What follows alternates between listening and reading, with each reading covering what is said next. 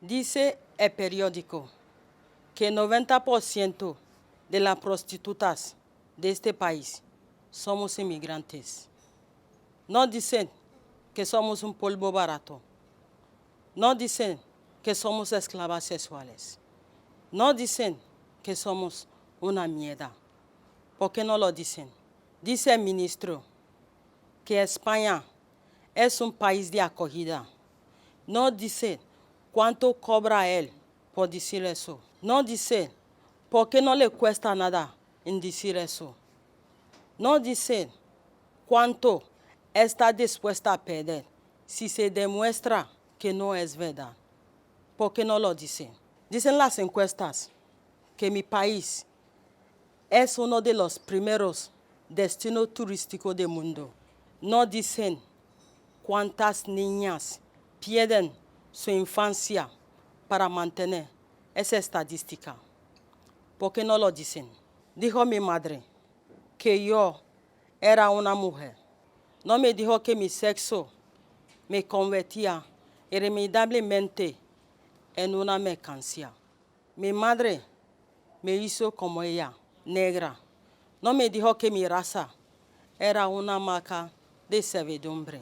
Mi madre me parió libre. No me dijo que la libertad era un lujo de unos pocos. Yo soy una bolsa de basura.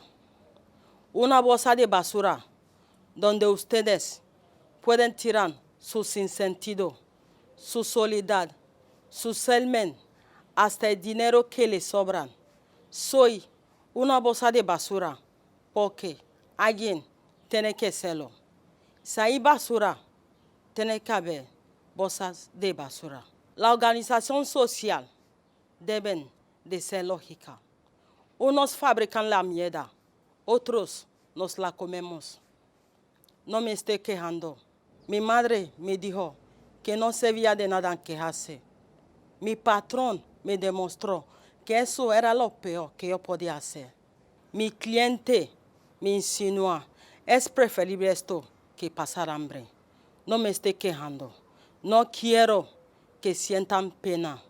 No quiero que quieran darme una limosna.